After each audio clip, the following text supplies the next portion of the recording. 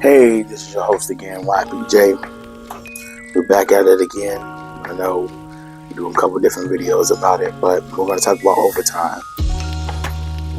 Overtime is dangerous. It's a dangerous mofo, I can tell you. I worked at a company for 3.5 years. If you know anything about me, I loved it. I love all the money I made. But the problem is, they started out. Here's our work schedule. It started out from Sunday through Thursday, was it 11 to 7. Wasn't no money in the beginning, but it was a weekly check, so it wasn't really too bad. Then they said, "Oh, hey, Friday, it's mandatory. You gotta work Friday." Okay, it's still 11 to 7. It ain't that bad. Then one day it turned into 7 to 7. We all like, "Oh, okay." We just think, all my coworkers were excited. Oh yeah, extra money. And then it turned 7 to 7. 7 days, 12 hours. At first, nobody really noticed how tired and exhausted they was. They just got up and went to work, went home, went to sleep. They did it. 1 month went by, 2 months went by, 3 months, everybody started to question some things. 6 months went by, everybody really started to get really tired. Then a year went by, everybody started to get pissed. They started to get pissed that most of their money disappeared, because on Sunday, like that's on the second week, Sunday was double time. And everybody was pissed because on the double time day, that's where taxes ate most of their money. And I had to break it down to them. I was like, think about this. If you work from Sunday to Sunday for 2 weeks, that one day, your taxes, I did, because the reason how I know I did it, my 1 day of taxes was, I think, $600, $625 or something like that. That's how much they took out of taxes. But I worked that one double time day, and my check was, that one day was $900. So that means I then pocketed, I think, $275, something along the lines of that. And my whole check is now tax free. So normally my check will go up to, it will range anywhere between, I'm thinking like 27, 28 on that particular week, because I did all of the math and everything. Actually, my check came out to be 32. I went,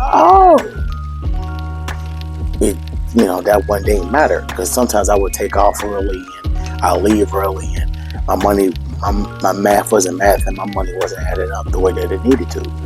But then I got promoted. I went from making like 32 to 37 to 39 every 2 weeks.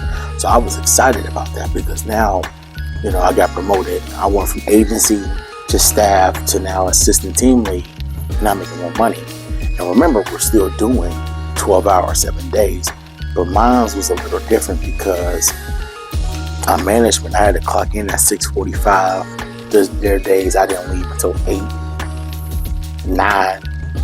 I think there was a day I didn't leave until like 12 o'clock and had to be back in at 6:45 again. Remember, it was 12 hours, 7 days. So I went over to HR for whatever reason, and they had an overtime list. I'm like, oh, okay, hey, what's this? They say, hey, that's the overtime list for 3 buildings. Each building had over 100 plus people in there. They had a lot of people. That's for 3 manufactured buildings. They all, like, 2 of them was next door to each other, and another one was across the street. I worked at the one across the street. They said that I worked 298 hours in a pay period. I was like, what? And I'm number 1 on the overtime list. I had somebody below me. So they said for weeks and weeks, I was number 1. And then I think I took off early one day or something along the lines of that. I used some of my vacation time or whatever. Then we'll go back over there. I'm number 2. No, I would drop down to number 3. I was pissed. You know how pissed I was to be number 1. Then somebody beat me by like an hour or 2. I think one guy beat me by 15 minutes. I was pissed. I was like, what? He said 15 minutes over? That's impossible. I worked 200 and some odd hours and he beat me by 15 minutes. You hear You hear how many hours I worked? That's in 2 weeks. That's ridiculous. That job, they said that job is a home wrecker. It didn't really wreck my home. It didn't help it either. Like, it didn't really wreck it, but we had a flex of income, which was fine, but I know I wasn't home. For that was for 3.5 years. I got fired from there because I've voiced my opinion on some things. But nevertheless, that's just a little bit of a story time for my little overtime, thing. Moving forward with my life, I noticed that I'm not as money hungry too. When you doing overtime, you need the extra money. You got to be that money hungry. And my famous philosophy for that is fuck it. When you feel like you're at your wit's end, you can't go no more. You don't want to do anything. You don't want to work out. You don't want to eat healthy. You don't want to do anything. You gotta get that. You gotta hear that mind. You gotta get that mindset of fuck it, let's do it.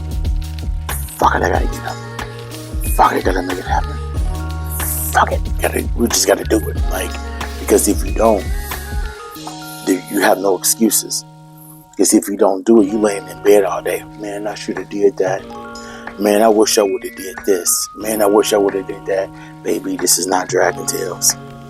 You can't. I wish with all my heart. You can't. You can wish it, but it ain't gonna come true. So how do you make it come true? You make it happen. You make it happen. You say, fuck it. I want to go to the gym. Fuck it. Because the hardest part about going to the gym is actually getting up and going. Not actually working out. It's going. And once you're there, you say, oh, I'm going to be there for 15 minutes. Then go there for 15 minutes. That's it. You do what you want to do for 15 minutes and leave. And you go back in there the next day. You say 15 minutes, you want to spend an hour and 45 minutes. It happens that way. You never know. But back to the overtime. To be perfectly honest with you guys, like, overtime is one of those things where if it's mandatory, it's good and great. If it's not, it's good to pick up an extra 4, 5, 6 hours of overtime, maybe one extra day. But if you're burnt out, don't pick it up. Is it worth it in the end? If you're not looking at the taxes and all of that fun stuff. But if you're not worried about that, it is. That overtime does help. Your check go from being, we just say, $900 to like $1,200 just for one overtime day. You need to look at the taxes and insurance and stuff. You get mad. My favorite thing about overtime is especially when you're agency.